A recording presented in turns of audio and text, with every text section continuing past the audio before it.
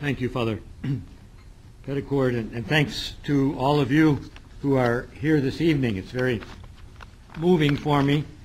I'm deeply touched by the award and by the occasion, and by the reminder that Father Richard gave about the relationship to the shrine of St. Jude that has been part of the life of St. Pius Parish on Ashland Avenue because of the presence of the Dominicans there, a shrine that my mother visited quite often, especially when she had something that was of great importance to her, and in particular she prayed there when I came down with polio as an 8th grader in Chicago, and they gave her, the Dominicans there gave her some St. Jude oil, which I recall her using on my leg very generously, and then brought me down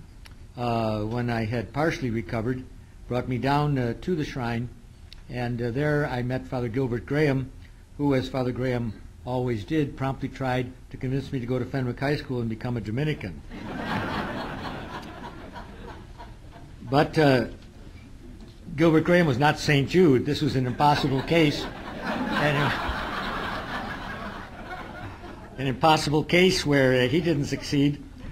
Although I had a fondness for him, everybody did. He was a great man. And a fondness for the order of preachers at the same time. I began at that time to pray to St. Dominic and to begin to understand how it is that an order reflects the charism of its founder, in this case of a man who, as they say, in the office for the day, for his feast day, either spoke to God in prayer or spoke about God to others. He was a man of God, which is the way that our current Holy Father, Pope Benedict XVI, speaks about priests. First of all, you are to be a man of God. And if there was anyone who exemplified that, he was St. Dominic. And therefore his order in keeping that charism alive is something that is of great benefit to all of us and for which we should all be very grateful.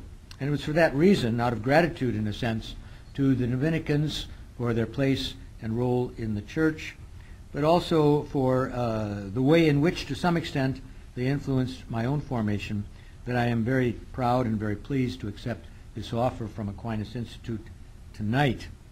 It's a debt of intellectual gratitude to some extent, because the Oblates of Mary Immaculate had in their formation directory that doctrinal theology was to be that of St. Thomas Aquinas, and moral theology, which was very important for a group of mission preachers calling people to conversion, was to be that of, at that time, Blessed Alphonsus Liguori. In the Thomistic tradition, all the professors at the University of Ottawa, where I was a scholastic, where I went for theology, had been trained at the Angelicum. And so for a while I was very happy to be part of the board that a Dominican put together, Father Val McInnes, who is now a member of the Southern Province, but was a member of the Midwestern Province when I first got to know him at Tulane University. He invited me to be part of this development board that would help the Angelicum and help a number of other Dominican institutions around the world as well, the École Biblique and in Jerusalem, and the Scholasticate, and House of Studies in Ukraine now, and a few other places. I had to get off that board because when I ask for money now, it is for the Archdiocese of Chicago, but nonetheless I was open to being on it precisely because the Thomistic tradition was in my own intellectual formation the very basis and the necessity that I still cherish in trying to understand God's self-revelation to us. The textbook at Ottawa was simply the Summa, that was all. And so I have my Marietti edition of the Summa still all marked up and with the notations and everything else. It was, while the council was going on, And so the oblates who taught us, along with a few of the faculty from the Dominican school, Collège Dominicain in Ottawa, were talking about a lot of things besides what St. Thomas spoke of in the Summa. But nonetheless, that was where we started.